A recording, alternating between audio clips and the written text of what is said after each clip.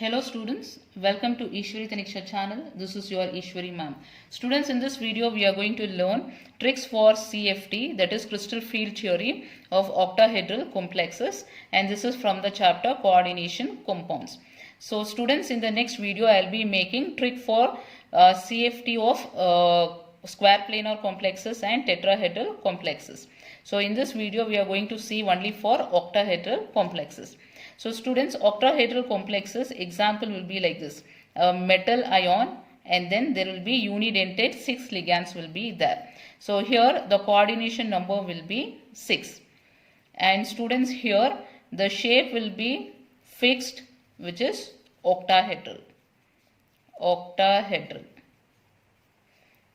and hybridization. There are two types of hybridization, that is, one will be sp3d2 hybridization and second is d2sp3 hybridization. Students, here crystal field theory is used to find hybridization of the coordination complexes. So in octahedral complexes we need to find whether it is showing sp3d2 hybridization or d2sp3 hybridization. Students, in this video I'll show you a super trick. Using that, within 30 seconds you will be able to identify whether it shows sp3d2 hybridization or d2sp3 hybridization. So before that, a little bit of concept I'll teach you so that it will become very clear in your mind what is CFT all about. So students, if you are new to this channel, you can subscribe the channel and share this video with your friends. It will be very useful for your NEET examination. I will guarantee you that. So first let us see in CFT what happens is, what it explains is, first let us consider the energy level. So energy level increases like this. So you know that there are 5d orbitals. So I'll write 5d orbitals here. 1, 2, 3, 4, 5. So these are 5d orbitals of central metal ion, and all these orbitals are degenerate. And students, you know the shape of the d orbitals. So here you can see these are the shapes of the d orbitals, that is, they are double dumbbell shape. So students, here you can see dxy, dyz, dzx, dx square minus y square and dz square. So these are the 5d orbitals.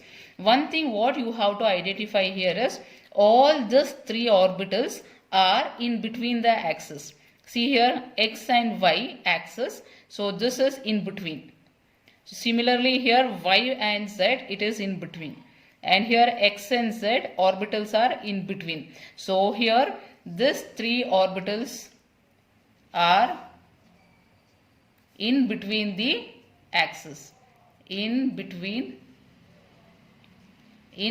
the axis. And here this two, you see here the orbitals are along the axis. So it is along x and y, and this is along z. So these 2 orbitals are along the axis. This we should remember, along the axis. So now here we have taken all the 5 orbitals which are degenerate, and these orbitals are of metal ion. So free metal ion. So this will be degenerate in the absence of ligands. So now what happens is, once ligands start approaching the metal ion, what happens is, because of repulsion, that is, the electrons of the ligand will repel with electrons of the metal ion. So due to that, the energy of these orbitals will be raised. So I'll write here like this: the energy will be raised. 4, 5. So energy will be raised, and here this is in presence of ligand.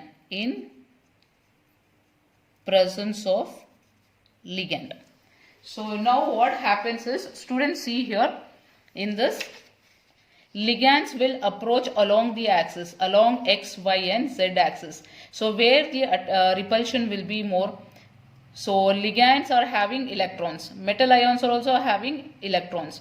So there will be repulsion. See here, these three are in between the axis. So repulsion will be less. Why? Because ligands are coming in this direction and ligands are coming in this direction and the lobe is in between. Therefore interaction will be less here. Whereas here you see ligand is coming like this and ligand is coming in this direction.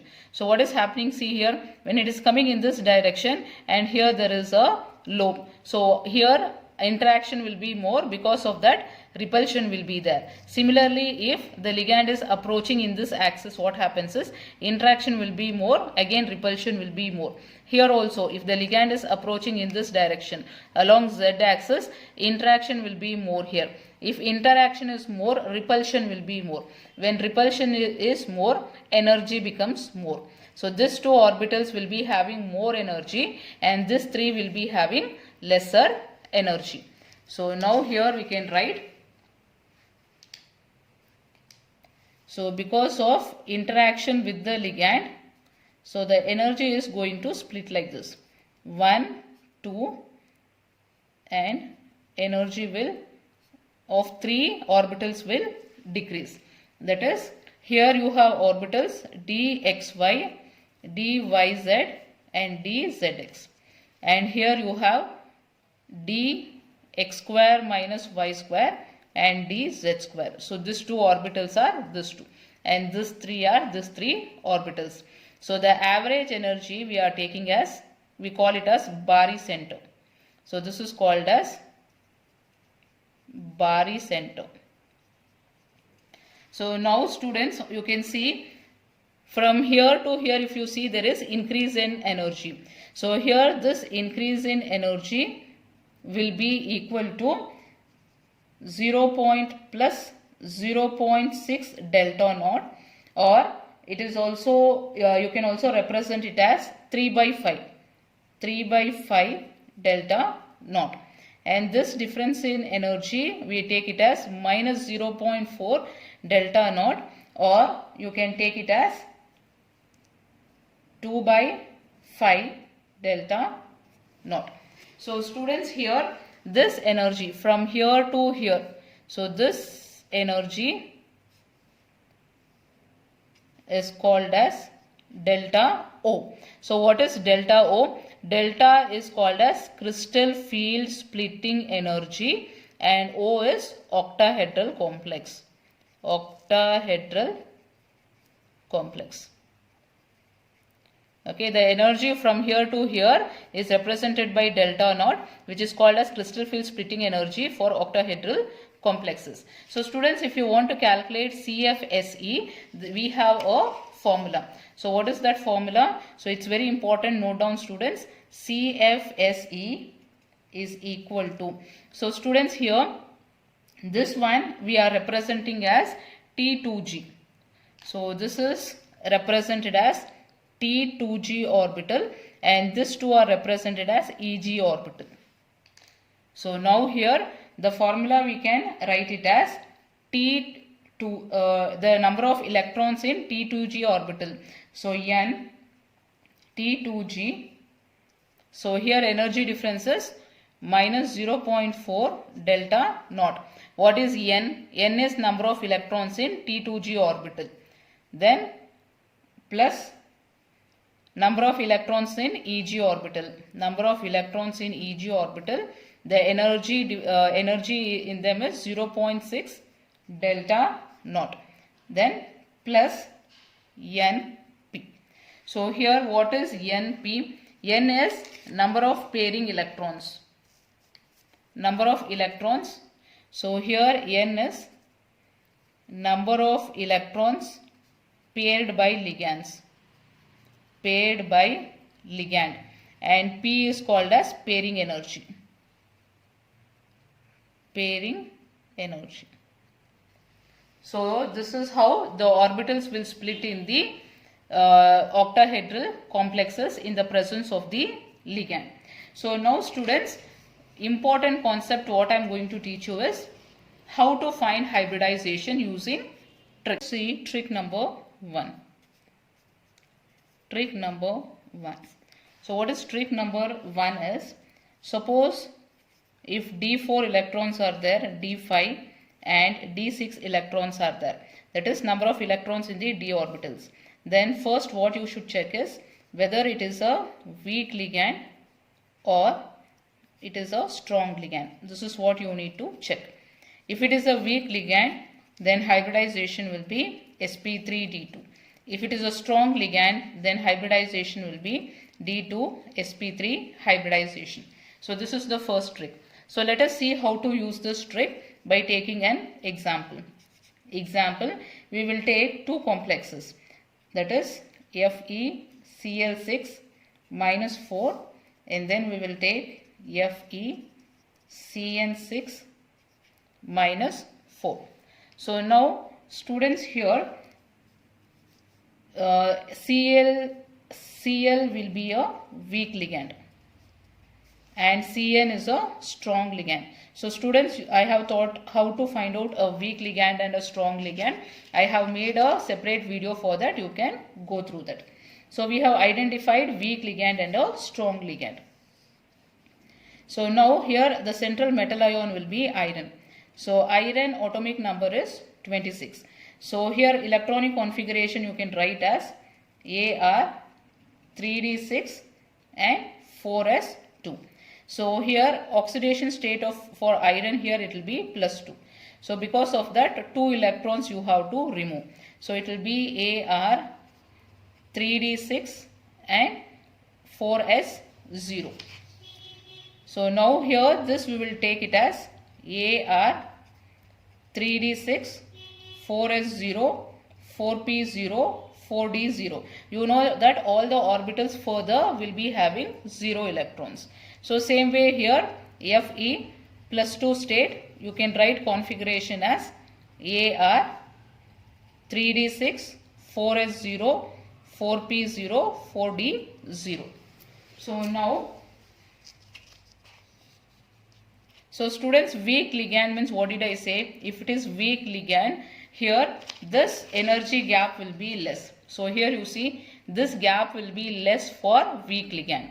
If it is strong ligand, then this gap will be more. So now here I will represent like this. So for a weak ligand, 2 orbitals and here 3. 1, 2, 3. Energy gap is less. Whereas here for a strong ligand, 2 orbital and here I will write 3. See here energy gap is more. So now we will see filling of the electrons. So totally here there are, see here how many electrons are there? D6. 6 electrons are present. So 1, 2, 3. So because of energy gap is less, 4th one will be here, 5th one and then 6th one will come and pair here. And here how the pairing will take place? 1, 2, 3. Energy gap is more. Because of that the 4th one will start pairing here. 4, 5, 6. So now here, so if I write like this, 1, 2, 3, 4, 5. 1, 2, 3, 4, 5. So 5 d orbitals and next we have 4s orbital. This is 4p orbital. So here this is 3d, 4s, 4p. So here how the pairing filling of electron has taken place is 2 are here, 3rd, 4, 5 and 6. 5 and 6 has taken place. So now how many ligands are there? There are 6 ligands. So 6 ligands will come and they cannot give the 2 electrons here because in one orbital 3 electrons cannot be there. If electron come and give 2 electron means 2 plus 1 will become 3 electrons. So it cannot share 2 electrons with this orbitals. So ligand will share 2 electrons here. So 2 electrons here, then second ligand, 3rd, 4th, then we have to take even this orbital. 1, 2, 3, 4, 5. So this is 4d orbital. 4d orbital. 4 ligand, 5th ligand and 6th ligand. So 2 electrons it will share. 5, 6. So what kind of hybridization here it is showing? S orbital, 3p orbitals and 2d orbitals. So what kind of hybridization this weak ligand is showing, students? Weak ligand is showing sp3d2 hybridization. See in the trick, weak ligand will show sp3d2 hybridization. Instead of doing all these steps, just check whether it is a weak ligand. Directly we can write the hybridization. And here you see, this is for strong ligand. So here same way if I write d orbitals, this is 3d and this is 4s and then this is 4p. So how the filling of electron has taken place? So 2, 2 and 2. So 2 electron here, 2 electron here, 2 electron here. And this 2 d orbitals are empty. So this 2 d orbitals are empty. So now ligand will come and give 2 electrons here. First ligand, second one, third, fourth, fifth, sixth. So here all these are involved in hybridization. Here D2, S, P3. So hybridization is D2 sp3 hybridization. So strong ligand means it is D2 sp3 hybridization. So doing all this will take you much time. So see the ligand, write hybridization. So within 30 seconds. So next is trick number 2. Trick number 2. So trick number 2 is, if it is D8, D9 and D10 electrons, then let it be a weak field ligand or strong field ligand. So for both, hybridization is sp3d2. So as soon as you see D8, D9, D10 electrons, you can directly write sp3d2 hybridization. So here weak ligand and strong ligand doesn't make any difference. So let us see an example for this. Example for D8 electrons. So complex is having D8 electrons. So first example we will take nickel, ethylene diamine plus 2 complex, and another one is nickel, water, and this is plus 2 complex. So here nickel is the central metal atom and ethylene diamine is the ligand. So here students, what kind of ligand is this? This is a strong ligand and water is a weak ligand. So now nickel, it has atomic number 28. So electronic configuration we can write it as Ar 3d8 4s2. So nickel is in plus 2 state. So electronic configuration can be written as Ar 3d8. So this 2 electrons we have to remove if it is plus 2 state. So here same for even this complex. Ni nickel in plus 2 state will have electronic configuration Ar 3d8. So now students, here it is a strong ligand. If it is a strong ligand, energy gap will be more between the orbitals. So 2 orbital here and 3 orbitals down. So energy gap will be more, 1, 2, 3. This energy gap is very much high here. This energy gap is high. And here if it is a weak ligand, energy gap will be small, 1, 2, 3. See here this energy gap is small. So now how electrons will fill up is 3d8 electrons. So 1, 2, 3. So high energy gap, therefore filling will take place here. 4, 5, 6. Then 7th one will go here, 8th one will be here. And here again 8 electrons, 1, 2, 3. Small energy gap, therefore next one will go here, 4, 5. Then 6, 7, 8. So see here 2 electron, 2 electron, 2 electron in this orbital. 2, 2, 2. 1 and 1, 1 and 1. In whichever way you fill the electron, it will be the same. Whether it is a strong ligand or a weak ligand, the filling of electron will be the same. So because of that, you will be getting same hybridization for both the complex, which is sp3d2 hybridization. So just check how many electrons are there in the d orbital. If it is 8, 9 or 10, you can directly write it as sp3d2 hybridization. So students, how did you like the trick? If you like the trick, please subscribe the channel and also share this with your friends. I'll meet you in the next video, students, with another super duper trick for you. Bye bye.